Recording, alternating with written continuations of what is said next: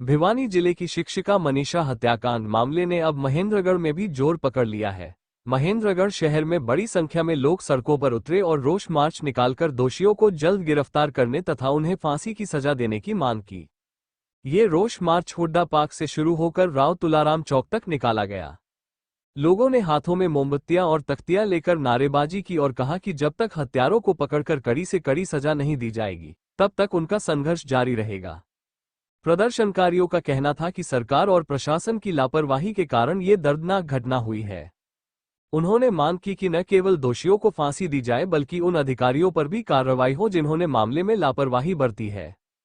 लोगों का कहना था कि हरियाणा सरकार बेटियों की सुरक्षा को लेकर बड़े बड़े दावे करती है, लेकिन मनीषा जैसी घटनाएं इन दावों की पोल खोल देती है।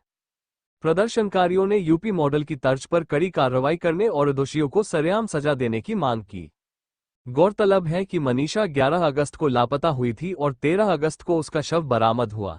17 अगस्त तक भी आरोपियों की गिरफ्तारी नहीं हो सकी, जिससे लोगों का गुस्सा और बढ़ गया है।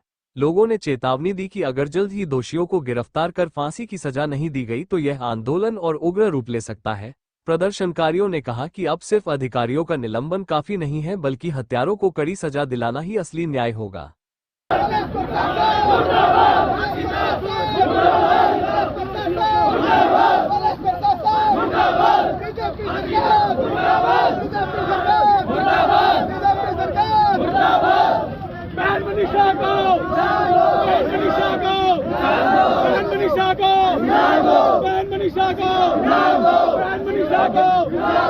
मनीषा के हत्यारों को फांसी दो, मनीषा के हत्यारों को फांसी दो, मनीषा के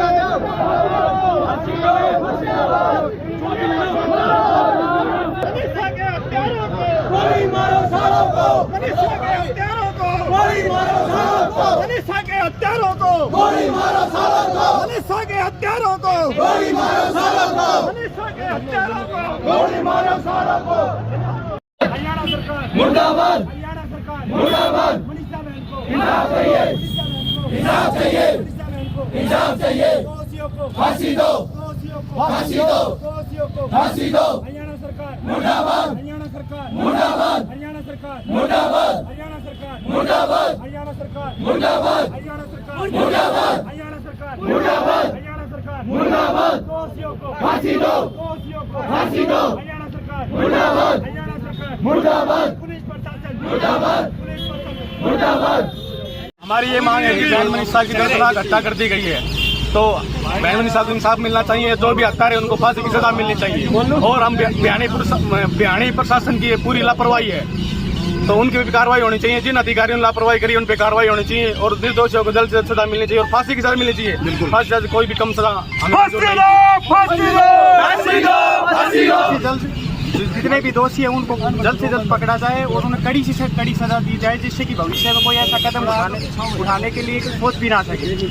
अच्छा, तो आप जो पुलिस प्रशासन की फिलहाल कार्रवाई से संतुष्ट नहीं है? आज अभी कोई कार्रवाई से संतुष्ट नहीं है। अभी ना दोषियों को पकड़ा गया है, ना कोई कार्रवाई की गई है। आज ये कैंडल मार्च मेघालय के उत्तर हरियाणा प्रदेश की एक लड़की जो मनीषा निर्मम हत्या कर दी जाती है। हमने हरियाणा प्रदेश के अंदर हत्याएं तो सुनी थी, लेकिन निर्मम हत्या करना गला कानून है। हरियाणा प्रदेश के उस बच्ची को जिस तरह से हत्या की गई है, जिसका धड़ अलग मिला है और सर अलग मिला है।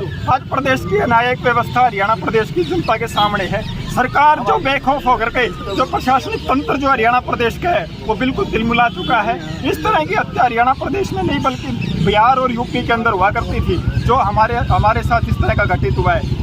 जो नायब सैनी जो कहते हैं कि हम प्रदेश को सुरक्षित हाथों के अंदर है और इस तरह के हालात हरियाणा प्रदेश के अंदर सामने आते हैं, तो आप खुद इस चीज़ का अंदाजा लगा सकते हैं कि किस ओर हरियाणा अग्रसर है। मैं एक बात बताना चाहता हूँ आपको, यहाँ के कुछ CID के लोग खड़े होंगे, प्रशासन के लोग खड़े होंगे, अपने SP को बताए, DSP को बताए, अन्यथा हरियाणा प्रदेश का SP बदलना पड़ेगा। मैं ये बात बताना चाहता हूँ आपको मीडिया के माध्यम से।